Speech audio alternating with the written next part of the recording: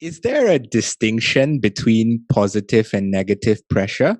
And I suppose if so, how do we identify who, which is which, I guess? There's definitely a difference. It's very clear. For me, how I see the difference is positive pressure will motivate you and negative pressure will cripple you. So if you take that in a kind of into an example, if you are, imagine you're a heavyweight boxer and you are training for a world championship or some mega fight against an amazing competitor that you're really anxious about. However, does that motivate you? Do you train harder? Do you eat better and work faster? All of those things. Or does it take you over to another level where actually it cripples you? It makes you not be able to think clearly. It doesn't help you perform at your best. I think if we can make sure that the pressure is motivating us to push us to our best, then that's a good thing. Is there a way that we can change that negative pressure, as you said, the ones that cripple us, and change it towards a more positive, to create a more positive environment for us to, so that, I mean, because I'm assuming that sometimes we don't have the luxury of choice, right? Where, in the sense that the things that we want to do and accomplish in life often requires doing things we don't want to do. And if we experience pressure during those moments, we don't want it to cripple us so that we can Mm-hmm. continue. So I'm thinking, I'm wondering if there's a way we can kind of change that negative experience to a more positive one. There's so many ways to change that message to make sure that it's more positive.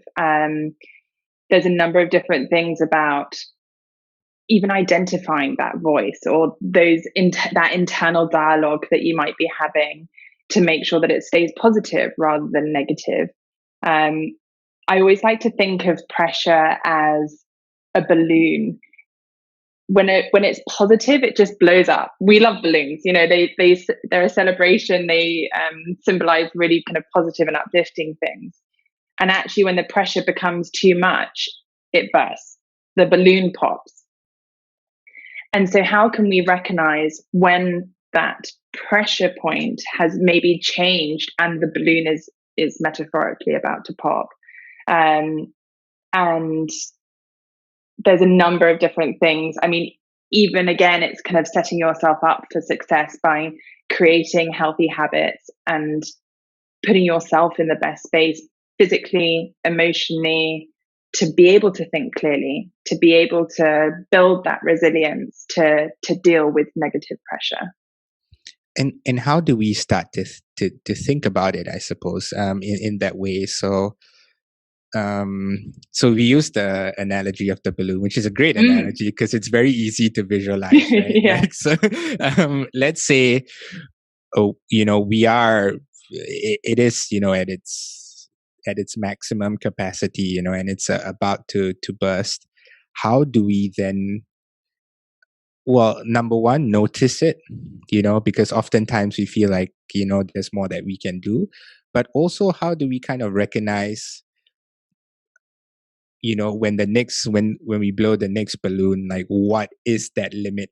How can we be more aware of that? So a great place to start, kind of tied into what we were discussing earlier about looking back at previous experiences, is you can start to write down and notice all the components of that. So whether that was a very demanding boss or a timeline that you had to meet, a deadline, and what happened in your body, because by journaling, it's down on paper, you can see what's happened and track it.